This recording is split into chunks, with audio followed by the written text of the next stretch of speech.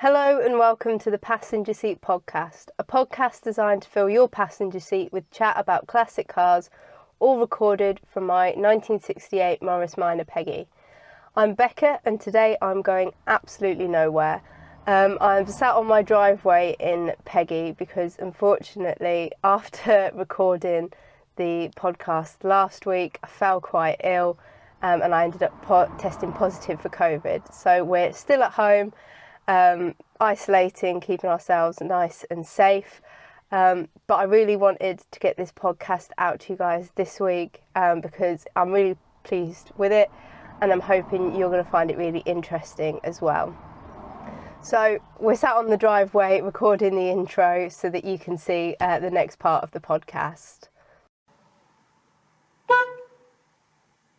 My quirk of classic car ownership for you today is that we have loads of stories and lots of really fascinating stories that perhaps you hear over and over again when you're a classic car owner and you go to events, but it does make you wonder what will happen to those stories as time goes on.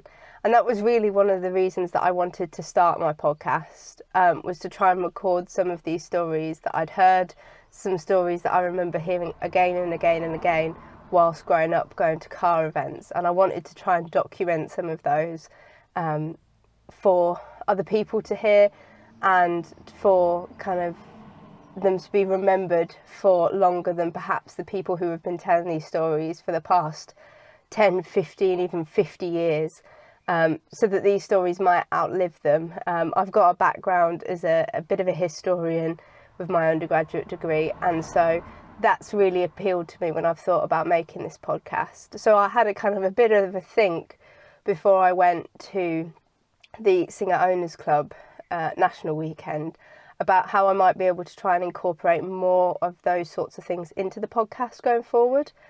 And what I kind of came up with was the idea that even if Peggy's not moving, she is still kind of my podcast studio.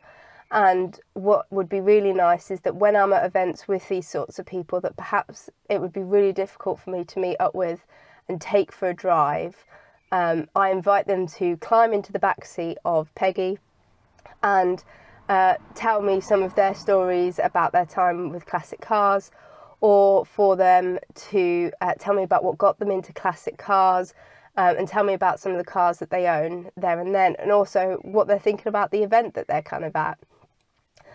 So I tried this out at the Singer Owners Club National.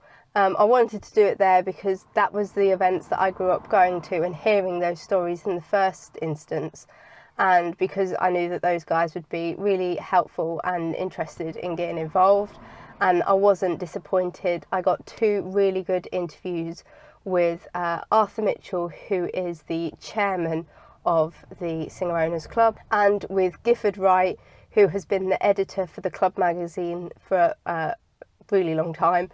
He probably doesn't want me to say. Without further ado, I'm going to let you listen to the kind of quick 10-15 minute interviews that I conducted with these two guys. I'd really be interested to hear what you think about this sort of podcast style, being a little bit different to what I normally do, and whether you'd like to see more of it. I've obviously got, hopefully, all things being well, I'm going to Morris Minor Owners Club Nationals this weekend, so if I get really good feedback about this, I'd be really keen to conduct a couple more interviews like this in Peggy over that weekend as well. So let me know. Without further ado, enjoy these stories, and I'll wrap things up for you at the end of the podcast.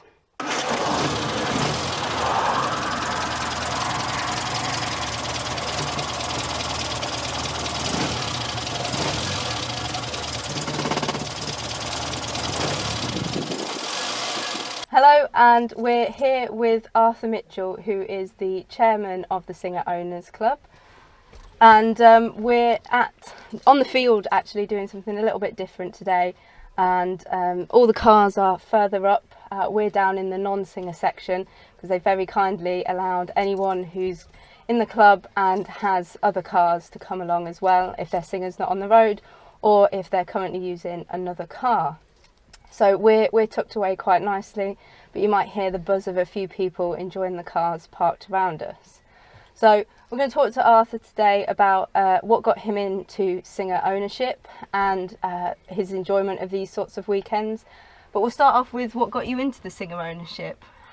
I liked the pre-war cars generally. Yep. I did have a Triumph Gloria for a little while. Oh, lovely cars then. Now they're very good. Coventry Climax engine. The car was called Samantha. Oh, lovely name. Ex-Derby County Police car in its original days.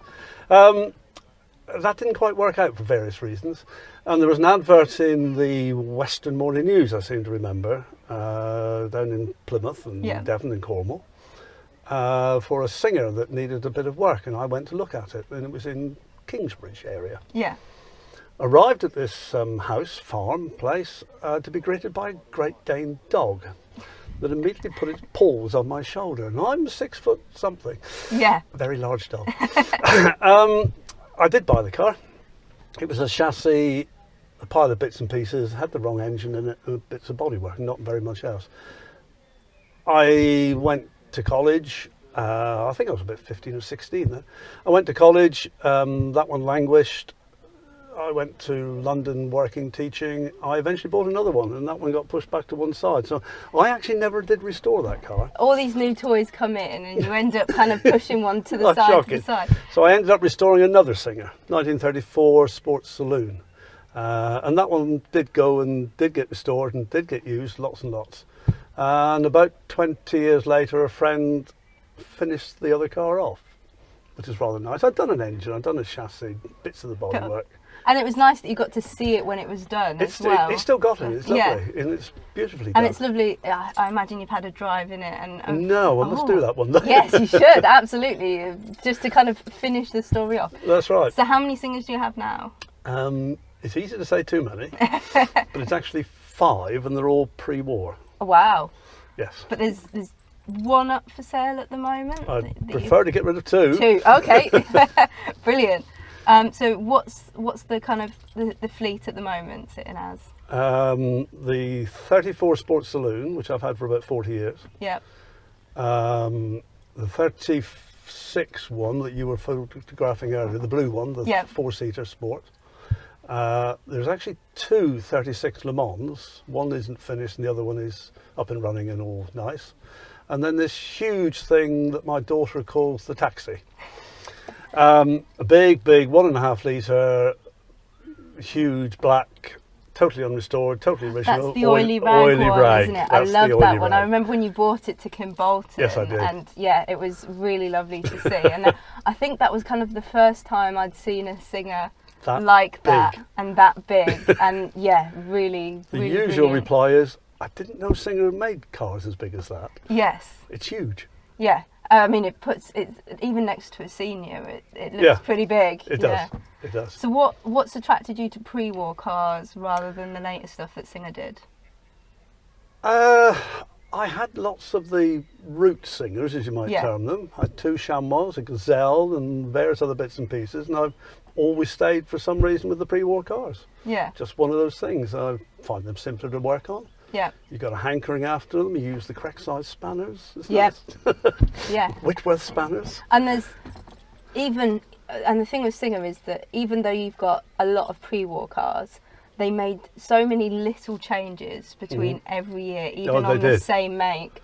And it took me years I'm still not there, to kind of work out which car's which, because of the wing shape's different on this one. Or yes, Dad's educated you well on this, hasn't he? Yes. Well, for years I'd come along and be like, from the front you go, oh, that one's like Nelly, but then you go around the back and oh no, Nelly's a long tail and that one's got the fuel tank and stuff on the back. So there's quite a lot of variety in that pre-war period. I keep saying singers couldn't make their minds up. Yes. Every year they had to do something different.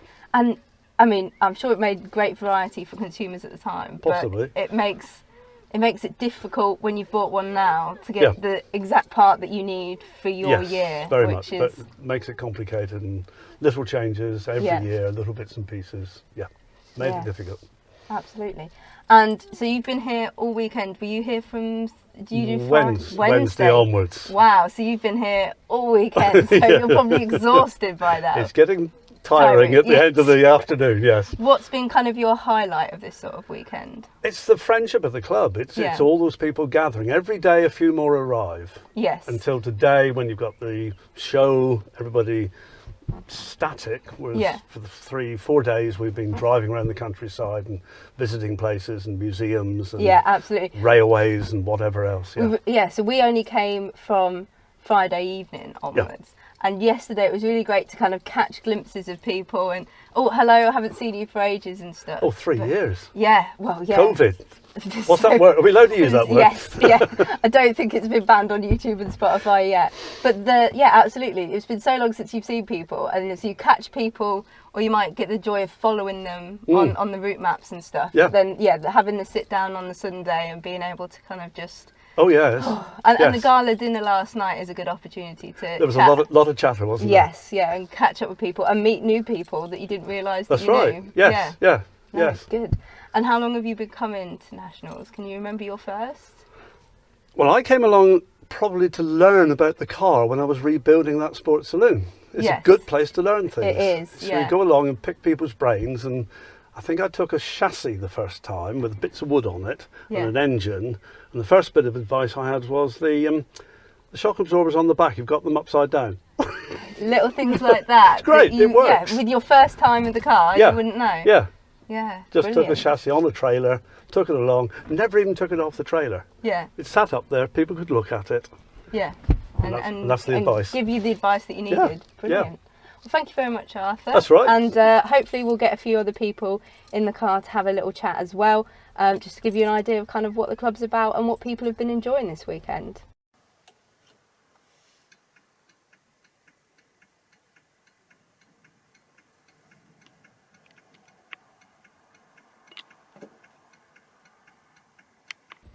Okay, so we're now joined by Gifford Wright, who is the editor for the Singer Owners Club magazine. How long have you been doing that for? Well, I always have to think hard, but I think this is just coming into my 43rd year. And is it the first year that you've been up a ladder to take photographs? It is. I don't like heights, even 4-step ladders, but I did that today to try and get some sort of shots rather than flat shots, but a few elevated shots, that sort of thing. Yeah. Oh, good. Yeah. So, because you've been working hard to try and add a few more photos and variety to the magazine over the last few years. I made it a policy of mine that you had winners and you had people who didn't win, and all the winners were in the magazine. But I just thought it was right that actually everybody appeared. So, yeah, they're all in. They're all in. And it's been really nice. Like we said last night at the dinner, it's been nice to kind of be able to, if you've come along, you can spot yourself in the magazine when it comes through your doorstep a few months later. So what is it that got you into singers in the first place? Well, I had a friend when I was 16 at school, and he just became 17, and he bought an MG TC. Yeah. This would have been in 1964, something like that. And I loved the open air motoring, but a TC was just 2 seats. Yeah. And one summer his cousin came to stay in a Singer Sports 4-seater. Yes. And I thought, that's it. You could get so much more sociable. You could actually get 5 of us in it at that time. Yeah. And we used to go to the pub and all sorts of things and lark about. And it was just great fun to have such a sociable car. And I just suddenly decided when I could drive, I want one. Yeah. So when I got to 16 and a half, I found one for £25. Wow. Delivered. And this sort of mound of rust came off a trailer outside my parents' house. And my next door neighbour and I spent 2 years rebuilding that. My dad bit me 50 quid. It would never turn a wheel. And I probably spent £2,000 over that rebuild period. Yeah. And I got my 50 quid, and that made much more to me than anything else. And then that friend's cousin, he got married. His wife didn't like the hobby, so he offered me the car that I'd originally seen. Yeah. So I bought that. So then I had 2 Singer 9s, and then the sort of illness took over in that you're addicted, and I bought 3 more Singers over the years, of which I've still got 3. Yeah. So what have you got now then? So I've got the original Singer 9 that I bought for 25 quid. Wow. Still running, still fine. I've got the Friends Cousins one, which is another Singer 9 Sports from 37. I then I bought a Silent 6 Saloon, Yep. which I got help to rebuild from Ian Blackburn, and one of our restorers at the time, no longer with us, sadly. And I kept that for a few years, but we didn't really like closed motoring particularly. Yeah. So we just liked the open air motoring. So I sold that, and I have a 1.5 litre Sports, which is a lovely touring car, brilliant touring car with much stronger. Highly recommended, but very hard to get hold of. Very difficult to get hold of. I think like I hen's heard teeth, really. I think I heard 6. Is there? I think we know about 12. Oh right, okay. Yes, yes. But they made a lot more coupes, Yeah. and the ones that, of course, are really loved are the Sports. Yes. The open ones. Still got that. We're going to Spain in it next end of this month for a tour for 2 weeks. Yeah. Which will be great fun, even in the heat. But there we go. And the last car that I bought was the gold medal car of Betty Haig's, 1.5 litre Sports. Won the Olympic gold medal in 1936 in the Berlin Olympics. Yes. And we enjoyed that car. It looked great.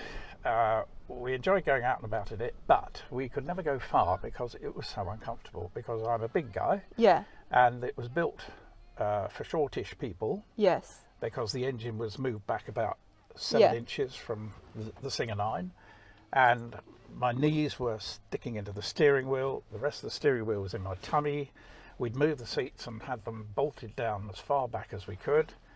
There was not enough room for my elbows, and it was just generally uncomfortable.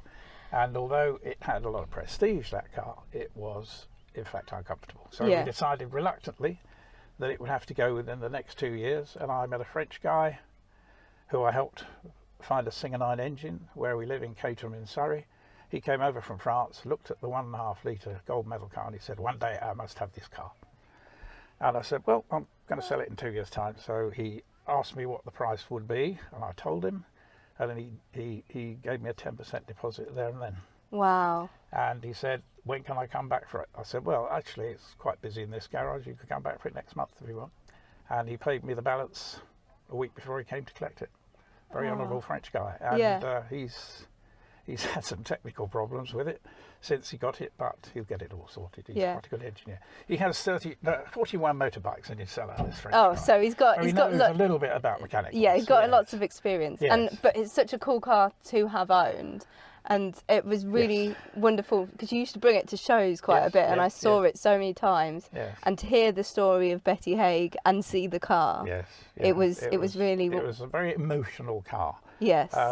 We felt a lot of emotion towards it, but I don't like cars that sit in garages and don't do anything.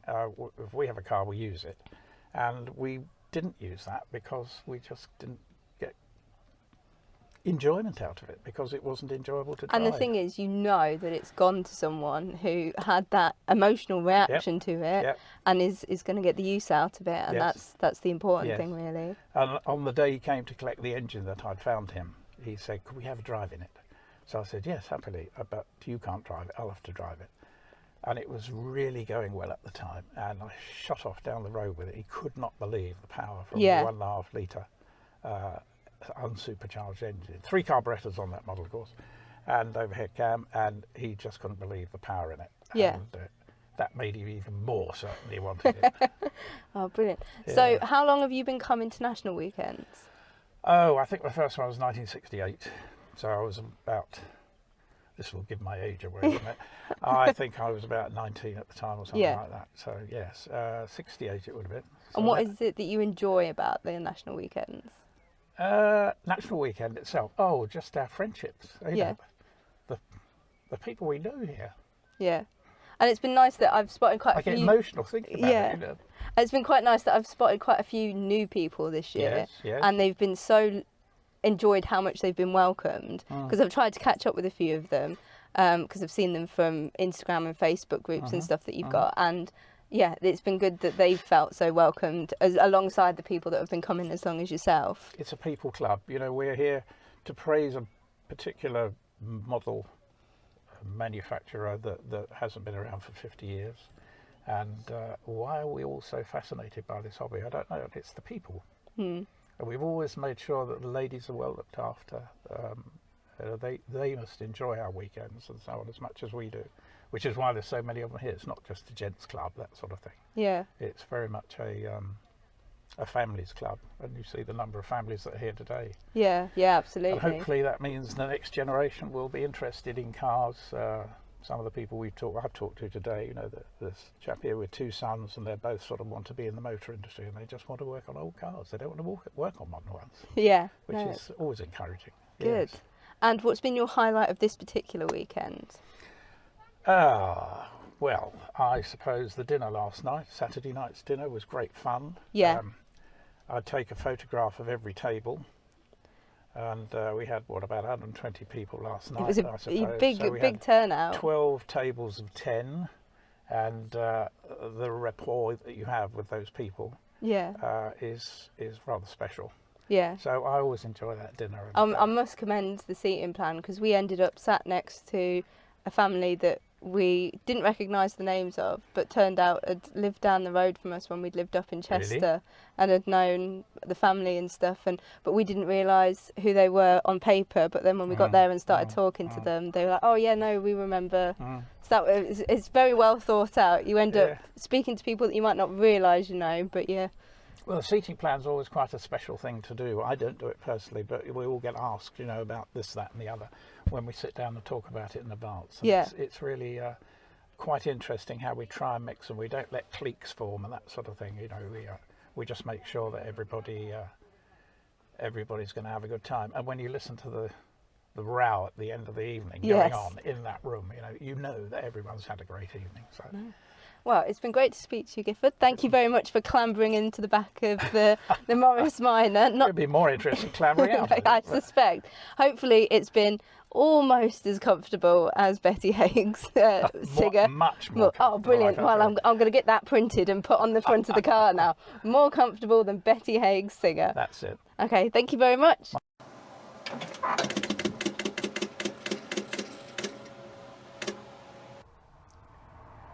So I hope you really enjoyed hearing those stories and hearing about the cars and the experiences that these guys have had with the Singer Owners Club. It was really nice to talk to them, and even though I'd been going to these events for years and years and years, there were stories that they told me whilst they were sat in the car there that I'd never heard. So it was really nice to capture those and hear them for the first time, and also hear some of those stories that I've heard a few times before for you guys to hear as well. Thank you ever so much for listening. Like I said at the start of the podcast, if you enjoyed this style and you'd be interested in hearing a few more of these sorts of things, let me know either via Instagram, Twitter, Facebook, or in the comments if you're watching on YouTube. But with that kind of said, thank you again ever so much for listening. Drive safely and happy motoring.